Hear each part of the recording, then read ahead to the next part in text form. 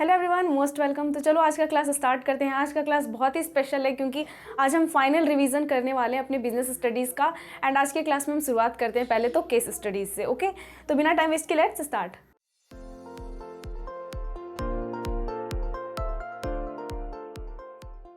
Alright, तो चलो सबसे पहले हम केस स्टडीज़ के हम कीवर्ड्स को तो समझेंगे ही कि कौन कौन से कीवर्ड्स होंगे, तब आपको कौन सा फॉर्मूला अप्लाई करना है, मतलब कौन सा रूल लगाना है। बट उससे भी पहले वी विल डिस्कस जो भी केस स्टडीज़ आपके सैम्पल पेपर्स में आए हुए हैं, ठीक है, सीबीएसई सैम्पल पेपर्स में जो भी केस स्टडीज़ आए हुए हैं हम आज के क्लास में पहले उनको समझते हैं, ठीक है। तो क्वेश्चन आपको बोर्ड पे दिखेगा, मैं लिख नहीं रही, मैं बस आपको एक्सप्लेन करूंगी, उसके बाद आप खुद से लिख के प्रैक्टिस जरूर कर लेना। Okay, so the question is top management plans for the entire organisation. इसका मतलब है कि जो टॉप मैनेजमेंट होते हैं वो पूरे ऑर्गेनाइजेशन के लिए प्लान्स बनाते हैं। Okay, now according to these plans the organisational structure is developed and staffed. और इन प्लान्स के अनुसार हमारे ऑर्गेनाइजेशन में जितने भी डेवलपमेंट होते हैं या जितने भी स्टाफिंग वगैरह होते हैं ये सारे वर्क्स किए जाते हैं, ठीक है, ये तो सबको पता है। Now the thing is in order to ensure these plans are executed according to plan. मतलब ये सारे प्लान्स जो हैं वो जिस तरह से प्लान हम करते हैं, जिस तरह से प्लानिंग करते हैं वैसे ही एग्जीक्यूट किया जा रहा है, ठीक है। प्लानिंग में जैसे देखो, प्लानिंग में कितने काम्स हैं, पहले मतलब प्लानिंग है, कंट्रोलिंग है, डायरेक्टिंग है, ये सारे वर्क्स हैं ना, मेन काम है ना मैनेजमेंट के। तो यही यहाँ पे लिखा हुआ है कि ये सारे प्लान्स जो हैं वो बहुत ही अच्छे से अकॉर्डिंगली किए गए हैं, ठीक है। डायरेक्टिंग इज रिक्वायर्ड, इसमें डायरेक्टिंग बहुत ज़्यादा ही इंपॉर्टेंट है। तो देखो एक टर्म यहाँ पे आया हुआ है आपका डायरेक्टिंग, मैं फिगर में तो सर्कल नहीं कर सकती बट मैं यहाँ लिखती हूँ, यहाँ पे एक टर्म आया हुआ है directing. Okay, then is required. Any discrepancies is between actual and realized activities are then take at the stage of controlling। मतलब कुछ भी यहाँ पे अभी के एक्टिविटीज़ और पहले के एक्टिविटीज़ हैं इनके बीच में ये भी हो रहा है, मतलब तालमेल भी, मतलब इन दोनों के बीच में कंपैरिजन भी हो रहा है। तो इसका मतलब यह है कि कंट्रोलिंग भी हो रहा है। कंट्रोलिंग का क्या मतलब है, कंट्रोलिंग को हम फॉरवर्ड एक्टिविटी भी बोलते हैं एंड बैकवर्ड भी बोलते हैं। मतलब कंट्रोलिंग एक ऐसा एक्टिविटी है जिसमें हम पहले के वर्क को भी देखते हैं एंड अभी के भी वर्क को देखते हैं। तो सीधा कहने का मतलब है कि यहाँ पे कंट्रोलिंग भी हो रहा है, ठीक है, कंट्रोलिंग भी हमारा हो रहा है। Now the thing is name and explain the process highlighted above which started at the planning stage.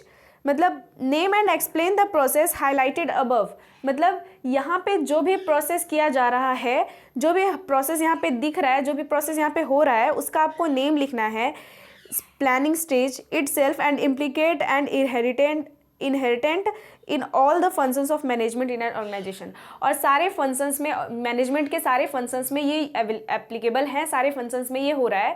अगर एक प्लान जो है वो प्लानिंग से स्टार्ट होके सारे वर्क्स इसमें हो रहे हैं तो इसमें कौन सा ऐसा वर्क है जो सारे वर्क्स को आपस में कनेक्ट करता है और सारे वर्क्स में ये होता है, ठीक है, सारे काम में, सारे फंक्शंस में ये आता ही आता है।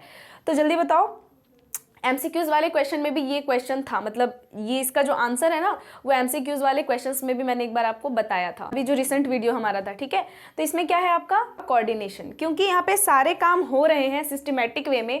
आपका इसमें बताया गया कि प्लानिंग से स्टार्ट हुआ है और सारे फंक्शंस हो रहे हैं, लेकिन एक ऐसा फंक्शन है जो सारे फंक्शंस को आपस में बाइंड करता है और सारे फंक्शंस में होता है, दैट फंक्शन इज कोऑपरेशन। क्या है ये? कोऑपरेशन, जिसे हम बोलते हैं कोऑर्डिनेशन। ओके, कोऑर्डिनेशन जिसे हम बोलते हैं समन्वय, ठीक है। तो सिर्फ कोऑर्डिनेशन लिखकर मत छोड़ देना, इसे आपको डील भी करना है, तो आप इसे अच्छे से डील कर देना, लिख देना कोऑर्डिनेशन के बारे में कि कोऑर्डिनेशन एक ऐसा प्रोसेस है जो कि सारे फोर्स को या सारे फंक्शंस को आपस में बाइंड करता है, सारे वर्कर्स को आपस में बाइंड करता है, ये हमारे सारे रिसोर्सेज के बीच में तालमेल बैठाता है ना। तो इसे हिंदी में नहीं, मतलब अच्छे से अपने ओन लैंग्वेज में लिख देना, ठीक है। तो ये पहला आपका केस स्टडी था जो कि क्वेश्चन नंबर 21 था। अब नेक्स्ट केस स्टडी जो है वो क्वेश्चन नंबर 22 है और इसे थोड़ा अच्छे से आपको समझना पड़ेगा, इसमें थोड़ा सा बस चेंजिंग है, ठीक है। तो क्वेश्चन है, Mrs Ahilya Pasi is the principle of a prestigious school in new Delhi. Ahilya Pasi जो है वो एक स्कूल में प्रिंसिपल हैं, ठीक है। The school has a vacancy of a head mistress और head master for the junior wing of the school. मतलब अब स्कूल में क्या है, एक वैकेंसी निकला हुआ है कि जूनियर विंग में एक हेड मास्टर या एक हेड मिस्ट्रेस चाहिए, मतलब प्रिंसिपल चाहिए जूनियर विंग के लिए, ठीक है। The senior teacher of the school have the opinion that only internal candidates should be considered for this post, मतलब वहाँ पे जितने भी सीनियर टीचर्स हैं उनका मानना है कि हम बाहर से कोई भी पर्सन को ना बुलाकर अपने स्कूल में ही जो पहले ऑलरेडी एग्जिस्टिंग वर्कर्स हैं या एग्जिस्टिंग टीचर्स हैं उन्हीं में से किसी को चूज़ करके और जूनियर विंग के प्रिंसिपल को बना दिया जाए, जूनियर विंग्स के प्रिंसिपल बना दिया जाए। ठीक है, अब यहाँ पे क्या है, हावेवर मिसेस पासी जो कि प्रिंसिपल है पूरे स्कूल की, and management would like to invite applications from external sources to, लेकिन यहाँ पे मिसेस पासी और जो मैनेजमेंट टीम है वो चाहते हैं कि वो एक्सटर्नल सोर्स से यहाँ पे वर्कर्स को लेकर आए, मतलब एक्सटर्नल सोर्स से रिक्रूटमेंट करें और बाहर से कोई लोग आए और उसे फिर प्रिंसिपल बनाया जाए। ठीक है, briefly explain any 3 justifications the management can provide to convince the staff for inviting application of external candidates for the vacant post। मतलब अब यहाँ पे क्या बोल रहा है कि आपको बताना है 3 ऐसे जो क्या है जस्टिफिकेशंस, मतलब 3 ऐसे अच्छा उपाय बताना है, रीज़न बताना है कि क्यों मिसेस पासी और मैनेजमेंट टीम जो है वो एक्सटर्नल सोर्स से वैकेंसीज लाना चाहते हैं। ठीक है, तो देखो क्वेश्चन में आपको केस स्टडी नहीं पूछ रहा, बट यहाँ पे ये बोल रहा है कि 3 आपको रूल बताना है कि क्यों एक्सटर्नल सोर्स से एम्प्लॉयज़ या एक्सटर्नल सोर्स से वर्कर को लाया जाए। तो आप जानते हो, आपको पढ़ाया गया है कि क्यों एक्सटर्नल सोर्स से वर्कर्स को लाए जाते हैं। आपके इंटरनल सोर्स से क्यों आप उसका प्रमोशन करके क्यों नहीं वहाँ पे बैठा सकते, क्यों आपको ज़रूरत पड़ता है बाहर से लाने का, तो ये चीज़ आपको पढ़ाया गया है क्यों ज़रूरत पड़ता है। तो सबसे पहले कि इससे क्या होता है ना कि देखो इससे क्या होता है ना, सबसे पहला कि आपके पास जितने भी वर्कर्स आते हैं, जो न्यू वर्कर्स आएंगे वो वेल क्वालिफाइड होंगे। तो सबसे पहला बात कि आपको क्वालिफाइड पर्सनैलिटीज़ चाहिए। ठीक है, क्वालिफाइड पर्सनैलिटीज, तो इसको अच्छे से डील कर लेना। ठीक है, सबसे पहला लिख दोगे by using external source of recruitment the management will get या management can get qualified personalities. ठीक है, मतलब एक्सटर्नल सोर्स ऑफ रिक्रूटमेंट में क्या होता है कि वर्कर्स मैनेजमेंट को या वर्क में जो है ना वो वेल क्वालिफाइड टीचर्स या वेल क्वालिफाइड पर्सन्स आ जाते हैं। बट यहाँ पे अगर इंटरनल ही किया जाता है तो यहाँ पे आप मतलब जो लोग हैं, जितने उसमें वर्क हैं, जितनी एफिशिएंसी है, जितना वो काम करते हैं, जितना क्षमता है वही होगा। ठीक है, लेकिन अगर आप न्यू लेकर आओगे तो उसमें कुछ नया होगा, नया क्वालिफिकेशन होगा, नया नॉलेज होगा और वो अच्छे से काम को करेगा। ठीक है, तो ये पहला हो गया। सेकेंड थिंग आप लिख सकते हो वाइडर चॉइस। वाइडर चॉइस क्या होता है, देखो अगर आपके पास इंटरनली आप कोई पर्सन को प्रिंसिपल के पोस्ट पे बैठाया जा रहा है, ठीक है मान लो, तो उसमें क्या है, क्या उसमें स्कूल में जितने भी टीचर्स हैं उनमें से लिमिटेड ही है ना, कि जैसे मान लो अगर 10 भी टीचर्स हैं, 10 के अंदर ही क्वालिटी है प्रिंसिपल वाला, तो यहाँ पे तो 10 ही है ना, और भी तो नहीं है, वाइड तो नहीं है, मतलब बहुत ज़्यादा मतलब एक्स्ट्रा लेवल पे तो कुछ भी नहीं मिल रहा है ना। तो ये कैसे होगा, तो ये होगा जब एक्सटर्नल सोर्स से वैकेंसीज निकाला जाए और बाहर के लोग आएँ, तो आपके पास ज़्यादा ऑप्शंस है, ज़्यादा चॉइस है कि आप किसे चूज़ कर सकते हो। ठीक है, आपके पास ऑप्शंस बढ़ जाते हैं। ठीक, तो ये आप लिख सकते हो, इसे एक्सप्लेन कर लेना।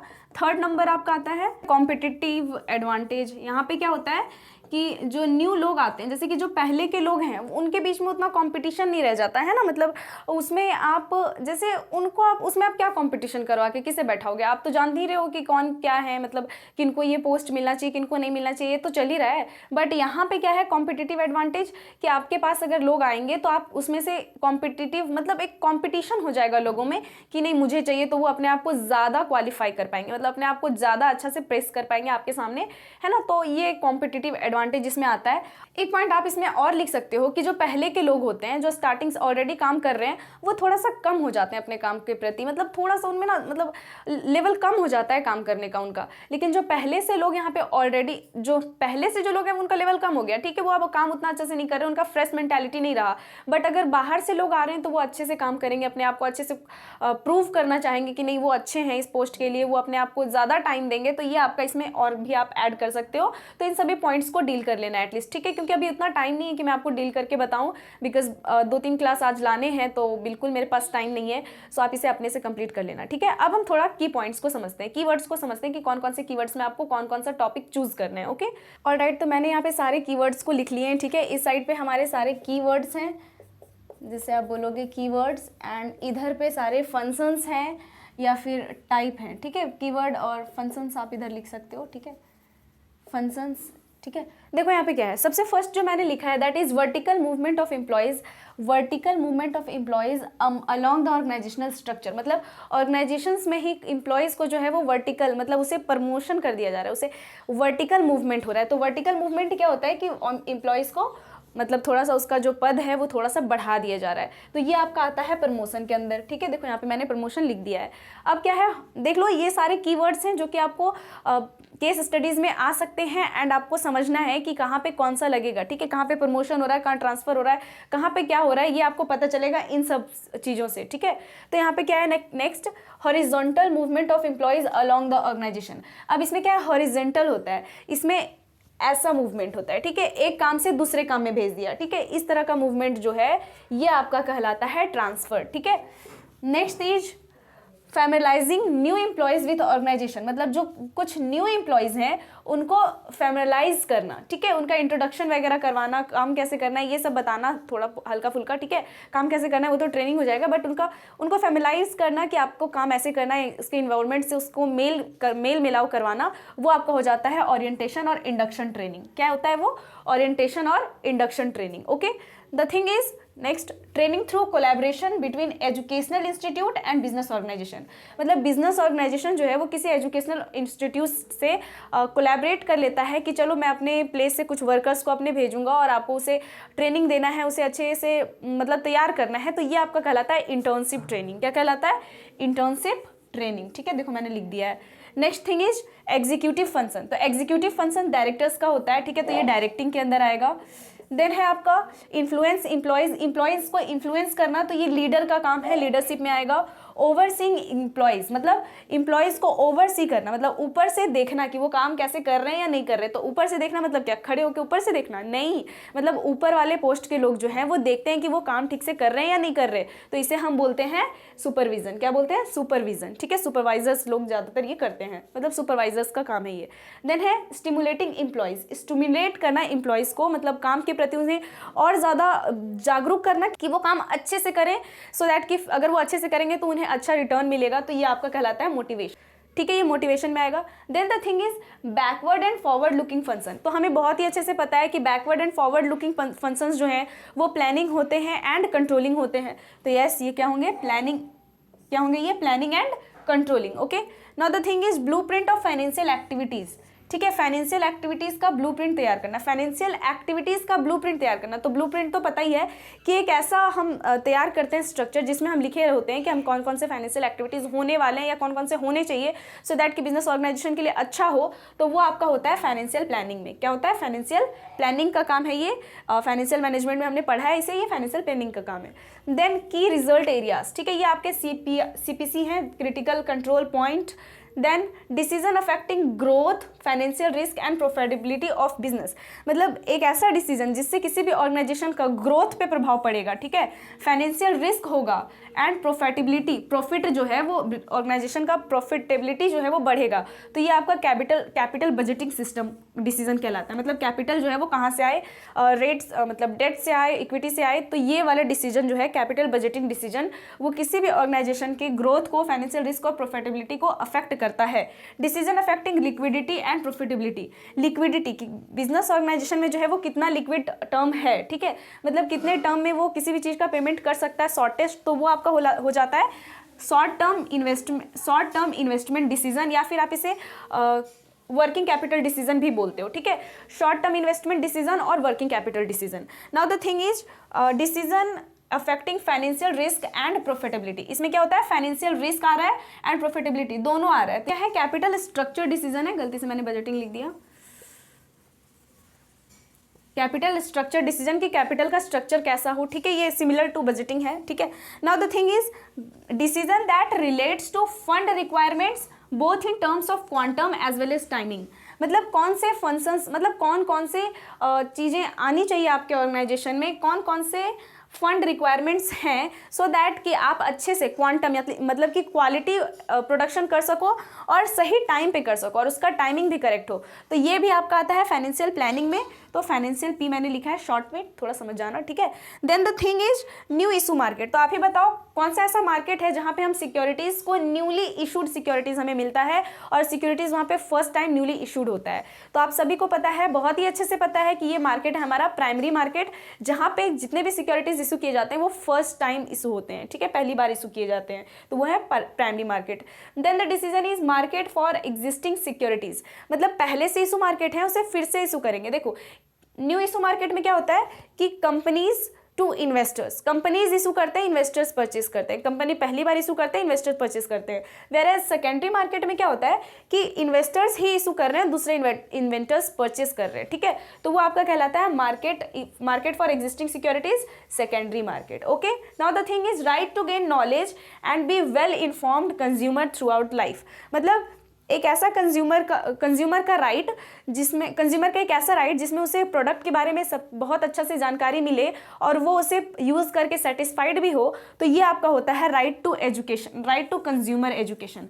देखो कंज्यूमर वाले चैप्टर का मैंने बहुत ज़्यादा ही नहीं लिखा की पॉइंट्स, बिकॉज इसमें सारे राइट्स ही हैं, तो राइट्स आप अच्छे से पढ़ लेना, right to education, right to safety, right to information, right to choose, ये सारे आप अच्छे से पढ़ लेना, ठीक है। तो आज की क्लास में इतना ही, मिलते हैं नेक्स्ट क्लास में। नेक्स्ट क्लास जो है वो हमारा फाइनेंशियल लीवरेज न्यूमेरिकल्स होने वाला है, सो मेक श्योर कि आप वो क्लास भी देखना। तब तक के लिए bye bye, have a good day, stay happy, stay healthy and best of luck.